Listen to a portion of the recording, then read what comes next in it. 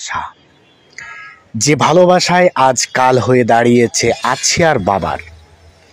আছিয়ার মৃত্যু একটা তো পৃথিবীর আলো তো দেখতেই দেন, আর একটা যদুবা বেঁচে আছে না আমরা তো এতদিন কি ডিভোর্স দেওয়া উচিত ছিল কিনা বা দিবেন কিনা? হ্যাঁ, এখন ডিভোর্স দিয়ে দেবো।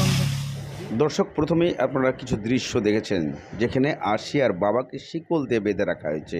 কিন্তু কেন বেঁধে রাখা হয়েছে? আবার এদিকে আশিয়ার মার কিছু বক্তব্য শুনেছেন, যেখানে আশিয়ার মা বলছে তারা ছাড়া পেয়ে তার ছেলে অর্থাৎ তার জামাই ছিল, উনি ছাড়া পেয়ে বিভিন্নভাবে হুমকি ধামকি দেওয়ার চেষ্টা করতেছে। এমন প্রশ্ন উঠে আসে, তাহলে কি আবারও নতুন কোনো পরিকল্পনা আশিয়াকে নিয়ে?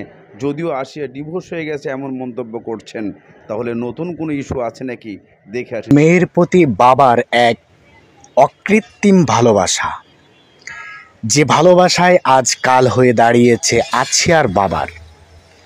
আছিয়ার মৃত্যুকে সে কোনোভাবেই সহজভাবে মেনে নিতে পারছে না। আর কে বা পারে? নিষ্পাপ শিশুর মৃত্যু কোনো বাবা কি মেনে নিতে পারে?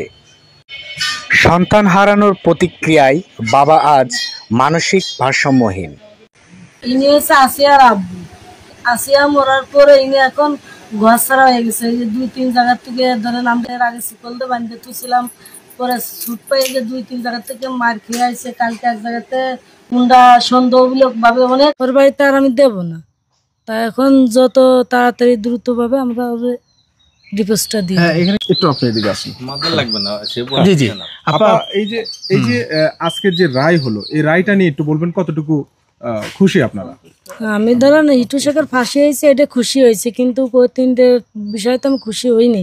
কারণ ওরা তো দোষী, ওরা তো নির্দোষ করে বাড়িয়েছে তাই, কিন্তু ওরা তো প্রকৃতির দোষী। কারণ ওরা হুমকি দিয়েছে, হামিদারে মারধর করছে, যে সজীব নিয়ে যে 3 মাস ধরে ওরা তো অনেক অত্যাচার করছে।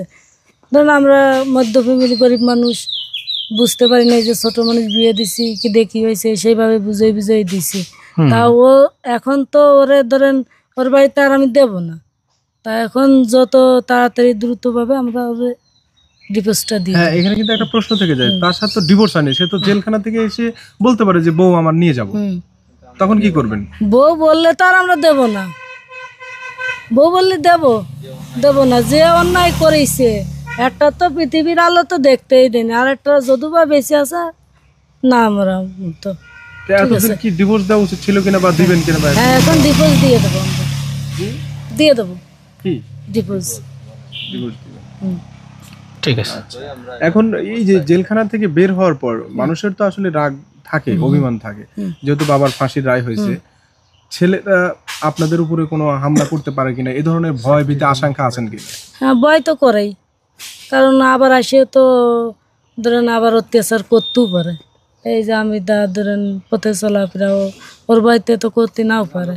হ্যাঁ, এই জন্যই আমি ধরেন ওই আদালত প্রশাসন আছে এগার কাছে জানাই যে যাতে ও এরকম কাজ না করে, সেইভাবে যেন একটা ব্যবস্থা করে। Thank you. এদিকে আশিয়ার বাবার এই পরিস্থিতিতে আশিয়ার মা যে কোনো মুহূর্তে ঘটনা ঘটতে পারে, এই জন্য প্রশাসনের কাছে উনি জানিয়ে রেখেছেন যে তারা বর্তমানে যা খালাস পেয়ে চলে এসেছেন, তার মেয়ের জামাই এবং বিয়ান এরা বড় ধরনের ক্ষতি করতে পারে এমন মন্তব্য নিয়ে।